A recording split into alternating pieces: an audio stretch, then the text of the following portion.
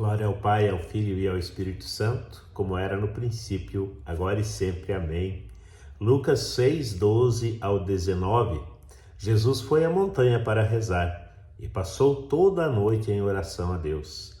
Quando amanheceu, chamou seus discípulos e dentre eles escolheu 12, aos quais chamou de apóstolos.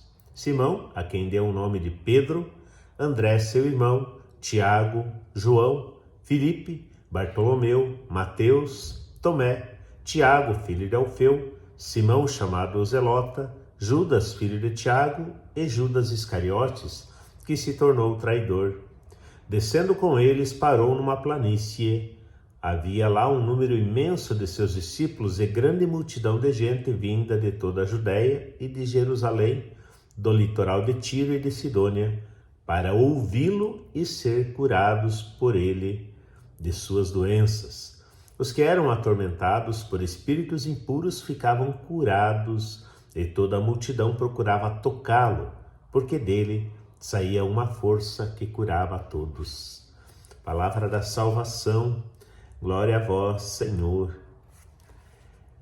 Alguns elementos importantes e interessantes para meditarmos. Percebemos aí então que Jesus, em algum momento de sua vida, de sua missão, retirou-se para a oração e rezou por um tempo bastante longo, passou uma noite em oração, segundo o evangelista, e depois dessa noite de oração, ele escolheu dentre os seus discípulos 12.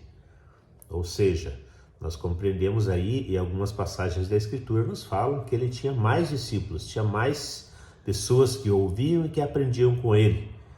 E aí aqui o evangelista Lucas, então, ele nomeia os 12 que foram chamados.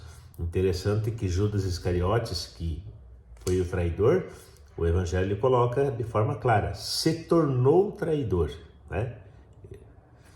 E também é interessante que as pessoas aqui depois estavam todas reunidas e vinham em busca de Jesus. Aqui cita vários lugares, várias localidades.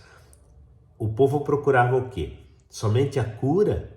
Não, procurava também ouvi-lo, porque a própria palavra de Jesus dava um norte, orientava as pessoas. Isso é muito interessante para nós hoje, né? Ouvir a palavra de Deus, ouvir, meditar, refletir e aprender com a Sagrada Escritura, com a tradição, com aquilo que Jesus ensinou, com aquilo que é direcionamento de Deus para a nossa vida, é essencial. É essencial porque nós precisamos de um norte, e o norte quem nos dá é Deus, porque somos de Deus, viemos de Deus e para Deus voltaremos. Então isso é muito interessante e muito importante. É claro que existem muitos momentos de oração, muitos encontros, muitos retiros, e às vezes até as pessoas acabam propagandeando, né?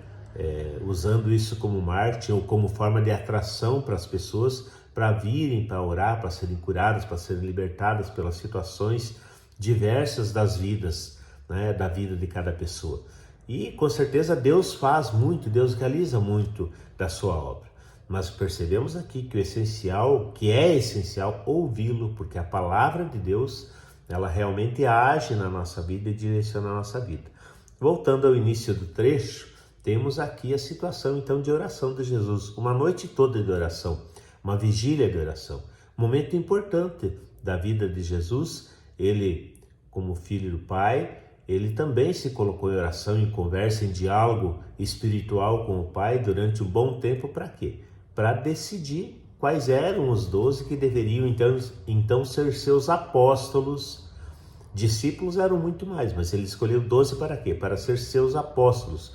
Qual a diferença de discípulo e de apóstolo? Então, o discípulo é aquele que caminha junto com o mestre, que aprende, né? Que está como uma espécie de aluno, mas não só que aprende teoricamente, mas que aprende também com testemunho de vida para fazer igual ao mestre.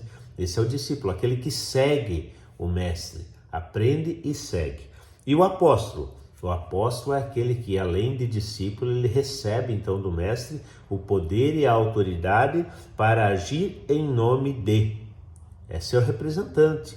Então, ele recebe, né, pelo poder do mestre, ele acaba sendo instrumento então de salvação, além de porta-voz da mensagem. Esse é o apóstolo então. os 12 apóstolos. E por aí nós temos então a apostolicidade, né? A sucessão apostólica até os dias de hoje, com o Papa e com os bispos. E isso é interessante para nós refletirmos então nesse chamado de hoje, ouvir ao Senhor, se colocar como seu discípulo e também procurar segui-lo, procurar viver a sua palavra na nossa vida, para que sejamos libertos, salvos e busquemos então um norte verdadeiro e a essência e o sentido que Ele quer para cada um de nós. Deus te abençoe, Deus te ilumine nesse dia. Um abraço.